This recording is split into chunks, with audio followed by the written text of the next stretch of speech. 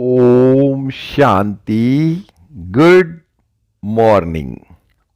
19 फरवरी 2022।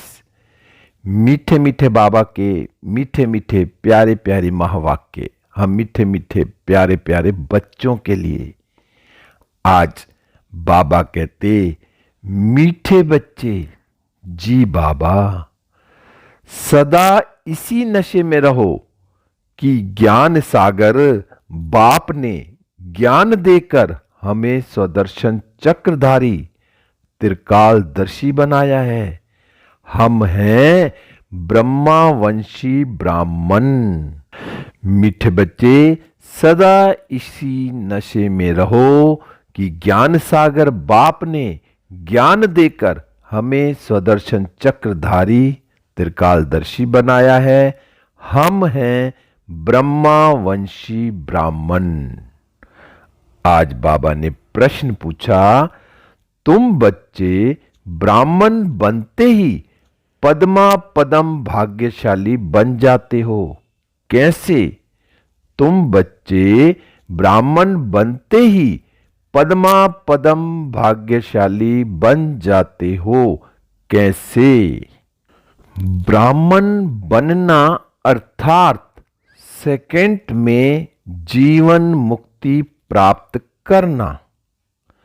बाप का बच्चा बना और वर्षे का अधिकार मिला तो जीवन मुक्ति तुम्हारा हक है, इसलिए तुम पद्मा पदम भाग्यशाली हो।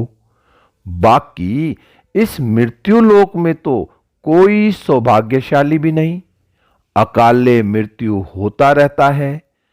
तुम बच्चे अभी काल पर जीत पाते हो।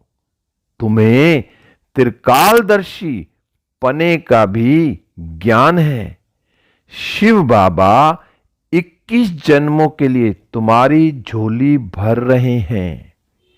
ओम शांति। बच्चे समझते हैं कि हम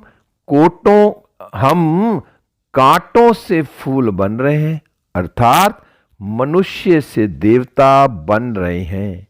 बच्चे जानते हैं यह कांटों का जंगल है, अब फिर फूलों के बगीचे में जाना है। ये दिल्ली भी कोई समय परिस्थान थी। तुम बच्चे राज्य करते थे जबकि देवताएं थे। फिर कोई राजा महाराजा के रूप में, कोई प्रजा के रूप में। यह तो सब जानते हैं कि बरोबर अब सृष्टि कब्रिस्तान होनी है। उन पर तुम परिस्तान बनाएंगे। तुम जानते हो यह सारी दुनिया ही नहीं बनती है। जमुना के कंठे पर राधे कृष्ण लक्ष्मी नारायण थे। ऐसे नहीं राधे कृष्ण राज्य करते हैं, नहीं, राधे दूसरी राजधानी की थी, कृष्ण दूसरी राजधानी के थे। दोनों का फिर स्वयंवर हुआ।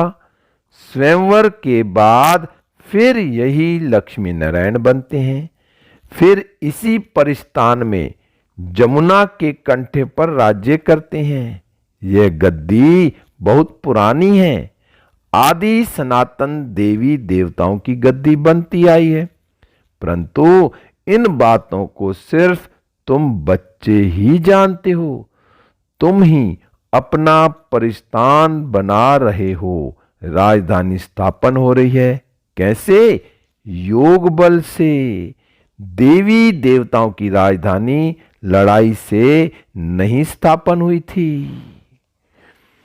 तुम यहां सीखने आए हो राजयोग बल, जो 5000 वर्ष पहले सीखे थे। तुम कहेंगे, हां बाबा, कल्प पहले भी आज के ही दिन इसी समय हम बाबा से पढ़ना सीखे थे। यहां सिर्फ बच्चे ही आते हैं। बच्चों के बिना बाप और कोई से बात कर ना सके। बाप कहते हैं, मैं बच्चों को ही सिखलाता हूं। तुमको कितना नशा होना चाहिए। ज्ञान का सागर बाप है, उनको ही ज्ञान ज्ञानेश्वर कहते हैं। इसका अर्थ है ईश्वर जो ज्ञान का सागर है वह इस समय तुमको ज्ञान देते हैं। कौन सा ज्ञान? सृष्टि के आदि मध्य अंत का ज्ञान। तुम बच्चे स्वदर्शन चक्रधारी बनते हो। तुम ब्रह्मा वंशी हो। विष्णु वंशी जो राज्य करेंगे वह स्वदर्शन चक्रधारी त्रिकालदर्शी नहीं है। तुम ब्रह्मा वंशी हो सो फिर देवता बनेंगे। हम सो सूर्यवंशी थे, फिर चंद्रवंशी में गए, फिर वैश्यवंशी शूद्रवंशी बने। अब फिर से हम ब्राह्मण वंशी बने हैं। तुम बरोबर जानते हो कि हम स्वदर्शन चक्रधारी हैं। सारे सृष्टि के आदि मध्य अंत का ज्ञान हमारे में है। इनसे ही फिर चक्रवर्ती राजा रानी बनेंगे। यह नॉलेज सभी धर्म वालों के लिए है। शिव बाबा सबको कहते हैं। इन ब्रह्मा को भी कहते हैं। इनकी आत्मा भी अब सुन रही है। तुम अब ब्राह्मण हो। हर एक मनुष्य मात्र शिव बाबा का बच्चा भी है तो ब्रह्मा बाबा का बच्चा भी है। ब्रह्मा है ग्रेट ग्रेट ग्रैंड फादर जिस्मानी और शिव बाबा है सबका रूहानी बाप। शिव बाबा को प्रजापिता नहीं कहेंगे। शिव बाबा आत्माओं का बाप है। बाप कहते हैं मैं भारतवासियों को राज्य भाग्य देता हूं, हीरे जैसा सदा सुखी बनाता हूं, 21 जन्मों के लिए वर्षा देता हूं। फिर वह जब पूज्य से पुजारी बनते हैं तो मेरी गलानी करने लग पड़ते हैं। बाप कहते हैं कितना ऊंचा मैं तुम्हारा बाप हूं। मैं ही भारत को हेवन पैराडाइज बनाता हूं। तुम फिर सर्वव्यापी कह गलानी करते हो। 5000 वर्ष पहले भारत स्वर्ग था। कल की बात है, तुम ही राज्य करते थे। सोच रहा था आज अंधियारा है, परंतु समझते हैं यही स्वर्ग है। भारतवासी गाते हैं नई दुनिया में नया भारत राम राज्य हो। मनुष्य फिर इसको ही नया समझ रहे हैं। यह तो ड्रामा है। इस समय माया का पिछाड़ी का पंप है। अब रावण राज्य मुर्दाबाद और राम राज्य जिंदाबाद होना है। राम राज्य कोई राम सीता के राज्य को नहीं कहा जाता है। सूर्यवंशी राज्य को ही राम राज्य कहा जाता है। तुम आए हो सूर्यवंशी राजा रानी बनने के लिए। यह राजयोग है। यह नॉलेज कोई ब्रह्मा या कृष्ण नहीं पढ़ाते। यह तो परमपिता परमात्मा ही पढ़ाते हैं।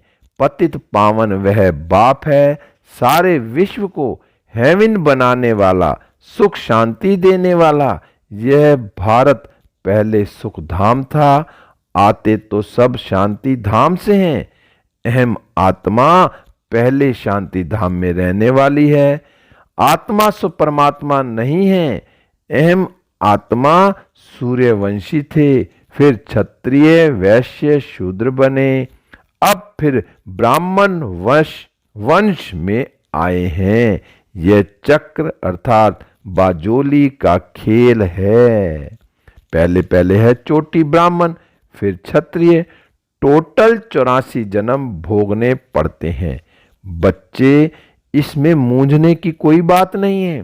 सेकंड में जीवन मुक्ति, बाप का बच्चा बना और वर्षे का लायक हो गया।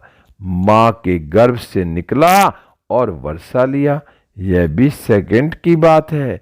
जनक को सेकंड में जीवन मुक्ति मिली ना। तुम भी ईश्वर के बने तो जीवन मुक्ति तुम्हारा हक है। तुम अमर लोक के मालिक बनते हो। यह है मृत्यु लोक।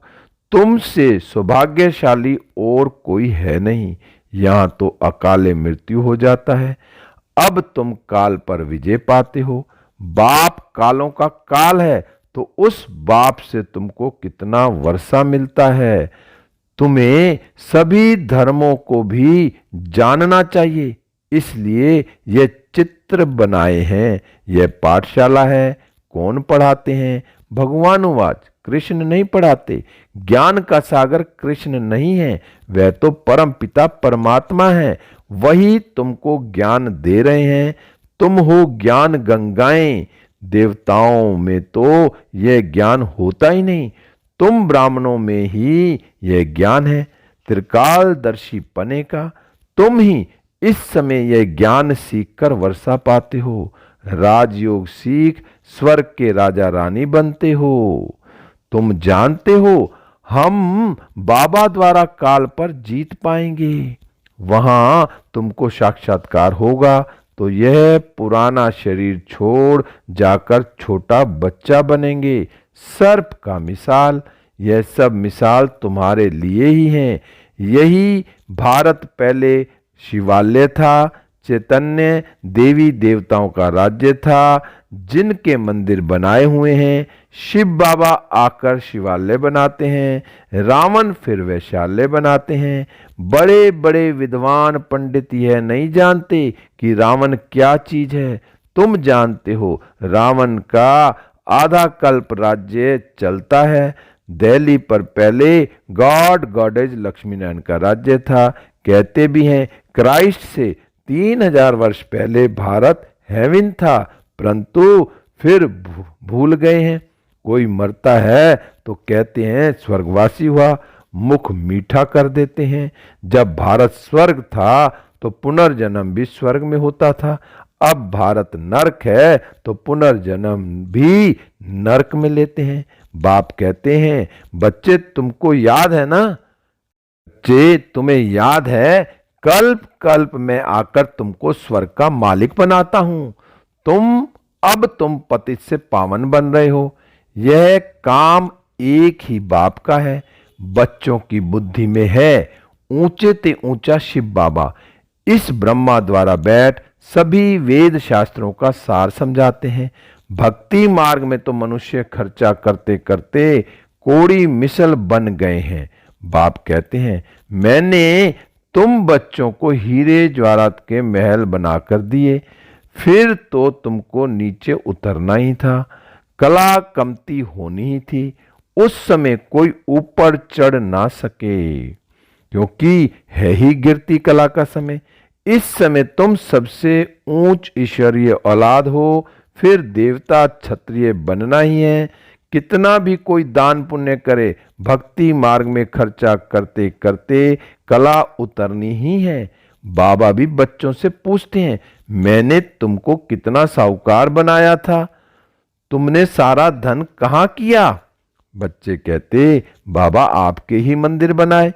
अब फिर शिव भोलानाथ बाबा हमारे 21 जन्मों के लिए झोली भर रहे हैं। बाबा कहते हैं I am your obedient servant, most obedient father, most obedient teacher हूं। पारलौकिक फादर, पारलौकिक टीचर और परलोक में रहने वाला मोस्ट ओबीडेंट सतगुरु भी हूं। तुमको साथ ले जाऊंगा और कोई गुरु तुमको साथ नहीं ले जाएंगे। इसमें डरने की कोई बात नहीं। अब तुम बच्चों को ज्ञान का तीसरा नेत्र मिला है। इन नेत्रों से इस बाबा को देखते हो। शिव बाबा को तो बुद्धि के नेत्र से जाना जाता है। वर्षा शिव बाबा से मिलता है। इस ब्रह्मा को भी वर्षा शिव बाबा से मिल रहा है। ऊंचे ते ऊंचा है ही शिव बाबा, फिर ब्रह्मा विष्णु शंकर, फिर ब्रह्मा सरस्वती, फिर लक्ष्मी नारायण। बस इन्होंने कितने ढेर चित्र बनाए हैं। 8 भुजा वाला कोई है नहीं। यह सब है भक्ति मार्ग का खेल। Waste of time, waste of energy. वास्तव में सर्वशास्त्रमयी शिरोमणि है गीता। उनमें भी बाप के बदले बच्चे का नाम डाल एकज भूल कर दी है। यह भी ड्रामा है। सबका सदगति दाता पतित पावन एक बाप ही है। फिर दूसरा बाप है प्रजापिता ब्रह्मा। तीसरा है लौकिक बाप। जन्म बाई जन्म दो बाप मिलते हैं। इस एक ही समय पर तीन बाप मिलते हैं। इसमें मूंझने की कोई बात ही नहीं। कहते हैं ज्ञान, भक्ति और वैराग्य। अब वैराग्य भी दो प्रकार का है। एक है हद का, दूसरा है बेहद का। सन्यासी तो घर बार छोड़ जंगल में चले जाते हैं। यहां तो तुम पुरानी दुनिया को ही बुद्धि से छोड़ते हो। वह हठ योग, यह राजयोग। हठ योगी कभी राजयोग सिखला नहीं सकते। बहुत अच्छी अच्छी बातें समझने की हैं। तुम बच्चे ही इस समय कांटों से फूल बनते हो। पहले नंबर में तो देह अभिमान का बड़ा कांटा है। उनको बाप ही छुड़ा सकते हैं और कोई की ताकत ही नहीं है। अच्छा, मीठे मीठे सिखिलदे बच्चों प्रति माता पिता बाप दादा का याद प्यार और गुड मॉर्निंग। रूहानी बाप की रूहानी बच्चों को नमस्ते। हम रूहानी बच्चों की रूहानी बाप दादा को नमस्ते नमस्ते। गुड मॉर्निंग शिव बाबा, गुड मॉर्निंग मीठे बाबा, प्यारे बाबा, मेरे बाबा शिव बाबा।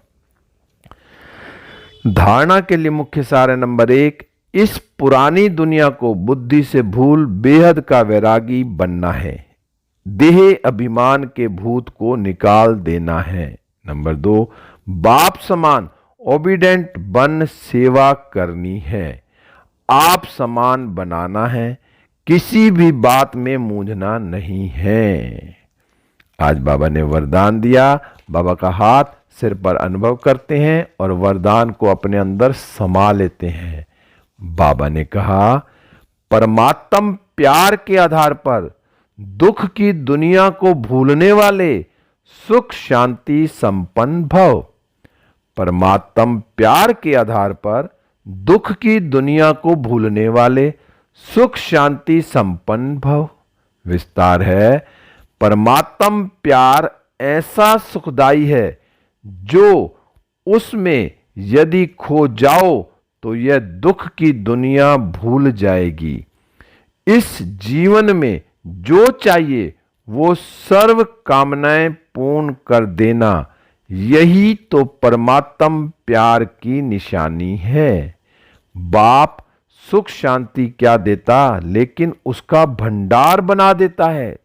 जैसे बाप सुख का सागर है, नदी तालाब नहीं, ऐसे बच्चों को भी सुख के भंडार का मालिक बना देता है। इसलिए मांगने की आवश्यकता नहीं, सिर्फ मिले हुए खजाने को विधि पूर्वक समय प्रति समय कार्य में लगाओ। स्लोगन है, अपनी सर्व जिम्मेवारियों का बोझ बाप हवाले कर डबल लाइट बनो।